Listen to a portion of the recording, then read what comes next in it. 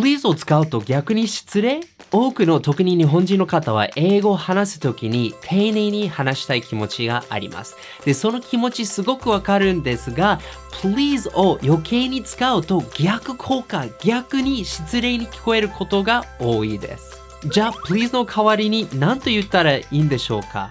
皆さん、こんにちは。アーサーです。今回のレッスンでは、1、なぜ please を使うと失礼に聞こえるか。2、please が失礼に聞こえる3つの使い方。3、please の代わりに何と言ったらいいかを学びましょう。よろしくお願いします。So before I get into today's lesson, I know what a lot of you guys are thinking about right now. だって朝は please はポライトな単語じゃない？ please が丁寧だと学んだんだけど。And yes, I understand those feelings because please is a polite word. It is a polite word. But that's where the misunderstanding comes in. Polite isn't always best. And actually, if you use polite words in the wrong situation, it can sound like you're angry or it can sound like you're a little bit rude. To understand why, we have to look into the purpose of polite words. So a lot of people think that polite words are to make what you say sound nicer. But that's not what polite words are for. Polite words actually put distance between you and the other person. They create that distance. Casual words, on the other hand, make that distance smaller between you and the other person. So instead of thinking about polite versus impolite, we should think about distant versus close. In traditional Japanese culture, there's a big emphasis on 上下関係。朝上下関係は何と言ったらいい？ I don't know. It's important for you to understand your role and to understand the role of the person you're talking with and to keep that proper distance. So in traditional Japanese culture, it's very common to use very polite words, and it actually feels natural because you're keeping that 上下関係. But in Western culture, especially in the United States, there's not really that strong of a feeling of 上下関係. Things are much more equal. It's more about 横の関係 than 上下関係, I think. And so in traditional Japanese culture, it feels more natural to keep some distance, but actually in American culture, it feels more natural to not have so much distance between you and the other person. And that's why when you go to a restaurant in the United States, the server will talk to you like they're your friend. In order to have good communication with someone, you want to get as close as you can with that person without feeling too close. You don't want to be too distant from them. You want to have the right sense of distance with them. And this is why please can feel rude or can feel kind of cold in a lot of situations. You know, please is a polite word and it's very short, and so it feels kind of 冷たい depending on the situation. To me personally, it's kind of like the Japanese word ください. Imagine, let's say that you have some friends over to your place and you're making some food together and you want them to grab a plate. Imagine if you said to your friend, お皿を取ってください. How would that feel? If you say that to your friend, maybe they'll think, we're supposed to be friends. Why are you putting distance between you and me? まあ、それほどじゃないと思うんだけど、イメージとして、I just decided to say that. And so in a lot of situations when people are talking with others who are close to them, if they're kind of angry or frustrated and they want to put some distance, they'll use the word please. No, I'm busy. Give me that book, please. Oh, okay. So now we've looked at why please can sound rude or distant. Now let's look at 3 specific situations where when you say please, it can feel kind of strange or maybe even rude. The first situation is when you use please by itself. You don't say anything else. You just say please. Like I said, it's a very short word and can sometimes feel 冷たい. And a lot of times when people want to say, I'm serious, please listen to me, they just say please. Like for example, the phrase, oh please. That basically means I don't believe you or I want you to be quiet. 黙ってほしい. That's pretty きつい, right? But in the end, what's most important is the way you say it. If you say it in a cold way like, please, Of course that's going to feel rude or angry, but if you say it with a smile, oh please, then that お願いしている気持ち is shared with the other person. And actually, a lot of times when someone offers to help you with something and you smile and say, oh please, then it's perfectly natural. But if they're not offering to help you with something and you just say, please, that means I don't believe you, please stop, or something like that. Asa, do you want a massage? Sounds great, please. なっちゃん何してんの？メッセージ送ってるよ。What? I thought you said massage. Situation number 2 is when you use please at the beginning of a sentence. In English grammar, you normally have please at the beginning or at the end of a sentence. And actually, depending on where it is in the sentence, the feeling, the nuance is quite different.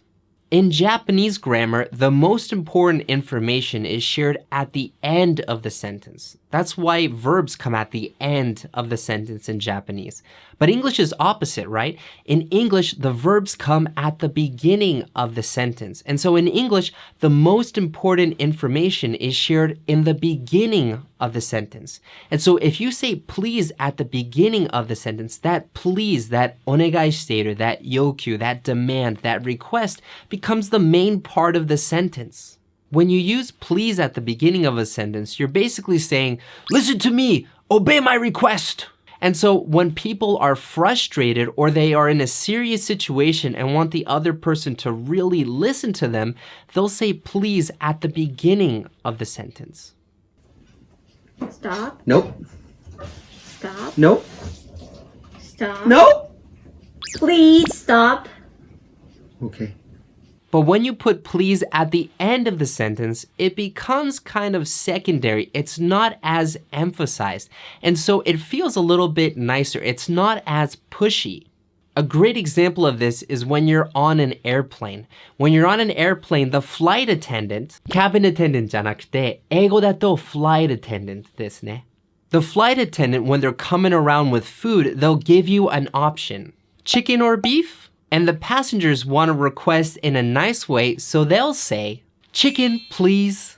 If you want to feel serious or maybe even a little cold and distant, say please in the beginning. Please stop that. But if you want to sound more casual, more friendly, you can say it at the end. Stop that, please. Now, the third situation where you say please and it can feel rude or can feel angry is when you say, can you please, and you emphasize please. Like, for example, can you please stop that? Not, can you please stop that, but can you please stop that? If someone says that, it means they are very frustrated, very angry, and they don't have any more patience. So it means you really bothered them a lot. So when you say, can you please, and then you make your request, that can be misunderstood to have those feelings. Especially when you're writing messages with someone, it's important to stay away from can you please, because the other person doesn't hear your tone of voice and it can be easily misunderstood and can sound like you're angry. Can you please get that book for me? Yeah, sure, I'll get that book. But first, I want to tell you about this book. This book is really special. I bought it a couple years ago, and actually, I thought this might be a book that you like, so I'm glad. Can you please be quiet? Oh, sorry. In general, if you're in work and you're talking with a customer or someone that you need to have some distance with or a stranger, it's fine to use please. But if you're with someone you know and you don't really have much distance between you two, you shouldn't really use the word please very often. So we looked at situations where please can feel rude or angry. Well, what should you say instead? Well, let's look at that together now. Now, depending on the situation, there are two things you can say. The first thing you can say is when you're requesting something small or you're giving a small ask to someone. You can just say, can I, or can you, or could I, or could you? Instead of asking, give me the book, please, you can say, can I have the book, or could you give me the book? It's not a demand, it's a question. Can I is a question, so it feels a lot softer and not so pushy. So it's a nice way to ask someone for a favor. And because you're not making a direct request but asking a question, you have a little bit of distance there. You're not being so pushy, so it actually feels really nice.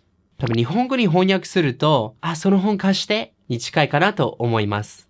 Yeah, so can you give me that book? Yeah, sure. Here you go. Thank you. Now, if you're making a larger request and you feel like you're inconveniencing the other person, well, then in that case, it might be nice to add please to the end of the question with a rising intonation. Like I said, if you're making a larger request, it can inconvenience the other person and they can feel a little bit frustrated. Maybe. And so you don't want to get too close. You want to leave a little bit of distance showing your hairyo that you say in Japanese. I don't even know how to say hairyo in English, so I'm just saying it in Japanese. 何か英語の言い方がわかりましたらぜひコメント欄でシェアしてね。So if it's a small thing like lending you a book, you can say, "Oh, can I have that book?" But if your car broke down and you're asking them to pick you up from work, well, that's quite inconvenient for them. So in that case, you could say, "Could you pick me up from work, please?" Hey, Arthur. Yeah? Can you give me 10万円? What? Please. Okay. Now, what if it's a really big ask and it's pretty inconvenient for the other person? Well, in that case, we have the second way to ask, and that would be the phrase, "Can I have you?" or "Could I have you?" This phrase, "Could I have you?" is very similar to the Japanese, "してもらえますか?" And you know, in Japanese, instead of saying, その本貸して? If you say, その本貸してもらえる? It feels a little bit more distant, right?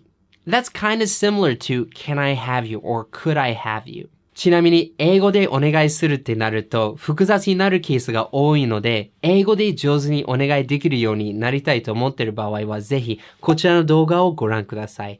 This is a video that I made 8 years ago. Man, I'm getting old. 白髪も出てるし。And it goes more in depth on that topic. では、まとめに入りましょう。1、please は距離感を作る単語で、距離が近い友達とお話しするときにおすすめしないんです。余計に距離感になったり、失礼に聞こえたりすることが多いです。2、please を使うと、文章の最後に使うのがおすすめです。そっちの方が優しく聞こえるのです。3、友達同士で話しているときに please の代わりに can I, can you, could I, could you がおすすめです。やっぱりこういうことはネイティブと実際に話さないと気づかないことですね。教えてもらえないことですね。やっぱりこういう英語を直接学ぶよりネイティブとの実際の会話で実際に体験して相手の話し方を実際に観察して理解する方が効果的だし、やっぱり深く理解できると思います。でもほとんどの英語を勉強されている方はいきなり外国人と対面するってなると頭が真っ白になって言葉が出てこなくなります。具体的にどうしたら英語を学ぶだけではなく生の世界で外国人と実際に話せるようになるんでしょうか。そのために IU-Connect を作りたいと思いました。やっぱり今までの従来の英語学習だと英語のフレーズ、文法などの知識を増やすのにいいんですけど、実際に話せる能力を身につけるにはあんまりお役に立てないと正直に思います。そこでより多くの方が生の世界に飛び込んで自然な環境で外国人と実際に交流できるように様々な活動、様々なレッスンをお届けしておりますので、詳しくは You can click up here or you can click the link in the description box below.